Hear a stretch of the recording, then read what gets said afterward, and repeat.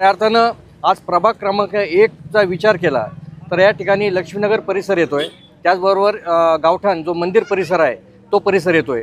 जवळपास 3,500पेक्षा जास्त लोकसंख्या असणारा हा प्रभाग आहे।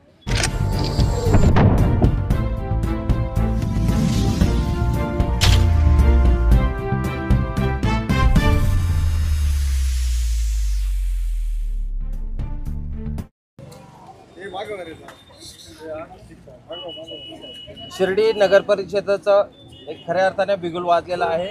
आता काल अर्ज माघारीचा शेवटचा दिवस होता, त्यामध्ये प्रभाग क्रमांक 1 मधून निलेश पोते आणि त्याचबरोबर त्यांच्या दुसऱ्या उमेदवार आहेत सुनीताताई त्रिभुवन या ठिकाणी या ठिकाणी उमेदवार आहेत।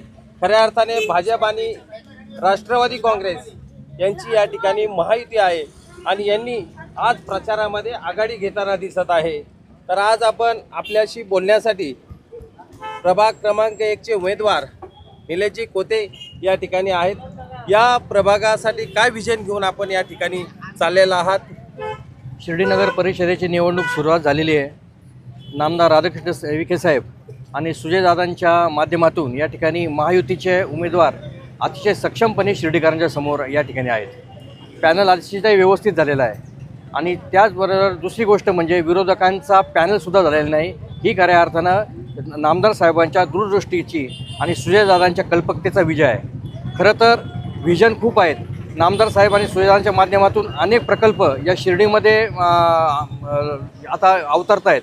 खऱ्या अर्थानं आज प्रभाग क्रमांक 1चा विचार केला तर या ठिकाणी लक्ष्मीनगर परिसर येतोय, त्याचबरोबर गावठाण जो मंदिर परिसर आहे तो परिसर येतोय। जवळपास 3,500पेक्षा जास्त लोकसंख्या असणारा हा प्रभाग आहे आणि निश्चित आनंद आहे की या प्रभागातील जनतेने आज मनामध्ये ठरवलेलं आहे की आपल्याला मतदान कोणाला करायचं आहे। खऱ्या अर्थानं नामदार राधाकृष्ण विखे साहेब आणि सुजयदादांचे हात जर आपल्याला बळकट करायचे असतील तर निश्चितपणे महायुतीच्या उमेदवारांच्या पाठीमागे ही शिर्डीची तमाम जनता आहे। हे काल परवा निदर्शन आलं, एक उमेदवार बिनविरोध देखील झाला। त्याच्यामुळं शिर्डीच्या जनतेचा कल एकतर्फी आहे आणि या ठिकाणी कमळ, घड्याळ आणि धनुष्यबाण या तिन्ही ज्या चिन्हाचे उमेदवार आहेत ते मोठ्या संख्येने आणि मोठ्या भरघोस मताने निवडून येतील यात तिळमात्र शंका नाही। आता आमचं व्हिजनचा विचार केला तर या ठिकाणी जे बेरोजगार युवक आहेत त्यांना त्यांच्या हाताला काम मिळण्यासंदर्भात, त्याचबरोबर शिर्डी हे साईबाबांचं तीर्थक्षेत्र आहे, त्या तीर्थक्षेत्राबरोबर रोजगार निर्मिती क्षेत्र, क्रीडा क्षेत्र आणि सर्वात महत्त्वाचं म्हणजे मनोरंजनाचं क्षेत्र, अशा प्रत्येक क्षेत्रामध्ये शिर्डी आघाडी घेतलेली आहे। त्यासाठी नामदार राधाकृष्ण विखे साहेब असतील आणि खासदार डॉक्टर सुजयदादा विखे असतील यांचे हात बळकट करण्यासाठी या ठिकाणी तमाम शिर्डीकर एकवटलेले आहेत। कारण शिर्डीमध्ये आज विचार केला तर विकसनशील शहर आहे।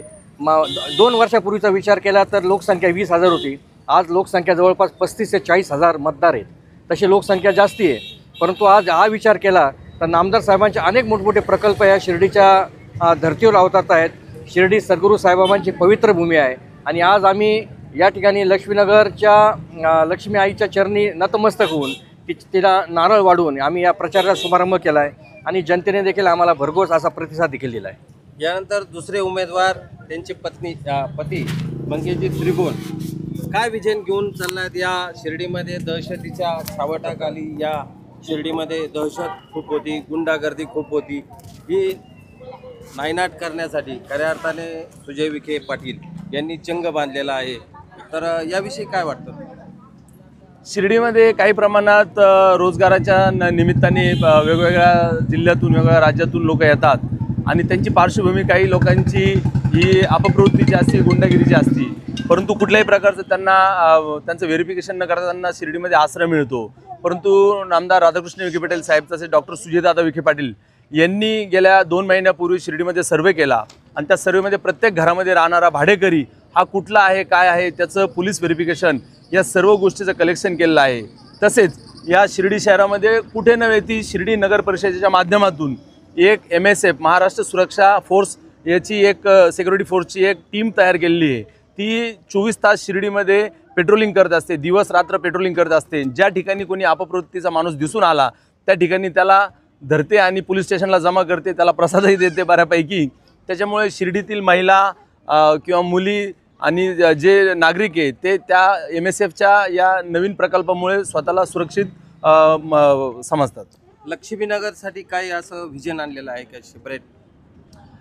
लक्ष्मीनगर वसाहत 1975 साली बसली. शिर्डी नगर पंचायतीची नगरपंचायत पूर्वी होती आणि त्याचं 2001ला पहिलं निवडणूक झाली आणि 2001ला निवडणूक झाल्यापासून तर पुढच्या 10, 12, 15 वर्षामध्ये शिर्डीमधल्या ज्या लक्ष्मीनगरमधल्या ज्या मूलभूत गरजा होत्या त्या फुलफिल पूर्णपणे पूर्ण करण्यात आलेल्या आहे. 100% काँक्रिटीकरण झालं आहे, 100% भूमिगत गटारी झालेलं आहे, 100% एकही कोपरा तुम्हाला अंधारात दिसणारा स्ट्रीट लाईट झालेला आहे आणि प्रत्येक घरामध्ये शुद्ध पिण्याचं पाणी दोन वेळा येतं, दिवसाआड येतं आणि त्याच्यामुळे त्या पूर्ण गोष्टी झालेल्या आहे. राहिला प्रश्न, लक्ष्मीनगर ही 101 कॉल 1975 साली दिला आणि त्यानंतर बाकीची वसाहत बसली आणि नामदार राधाकृष्ण विखे पाटील साहेब महसूल मंत्री असताना त्यांच्या व्हिजनने डॉक्टर सुजयदादा विखे पाटील यांच्या पुढाकाराने जे 101 व्यतिरिक्त जी वसाहत बसलेली त्या लोकांसाठी शिर्डीमध्ये कुठे नव्हे ती शिर्डीमध्ये जगातलं सर्वात मोठं 22 एकरमध्ये जे साई थीम पार्क होणार आहे त्याच्या समोर, अगदी त्याच्या समोर जिथं शिर्डीत येणारा प्रत्येक भाविक जाईल त्याच्या अगदी समोर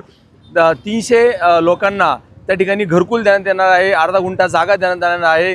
ज्या जागेची आज मार्केट व्हॅल्यू तुम्ही जर बाजारभाव बघाल तर 20 लाखापेक्षा कमी नाही आहे. त्या ठिकाणी स्ट्रीट लाईट, रस्ते आणि पिण्याचं पाणी ही सर्व सुविधा पूर्ण करून आणि 101 व्यतिरिक्त जी काही 200-250 आमची घरं आहे त्या सर्व लोकांनी संमती देऊन त्यांनी त्यांचे फॉर्म आणि त्यांचे KYC जागेच्या घरपट्ट्याचे सर्व कागदपत्र पूर्ण केलेले आहे आणि आता आचारसंहिता लागण्यापूर्वी त्या प्राथमिक स्वरूपात काही लोकांना त्याचा पट्टा, भाडेपट्टा जो असतो जागा नावावर करण्याच्या संदर्भातले तो पेपरही देण्यात आलेला आहे.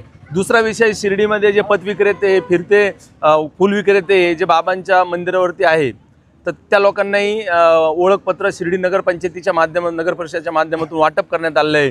त्यांना अधिकृतपणा या ठिकाणी व्यवसाय करण्यासाठी मिळणार आहे. त्याच्यामुळे लक्ष्मीनगरमधील जी जनता आहे ती आनंदी आहे.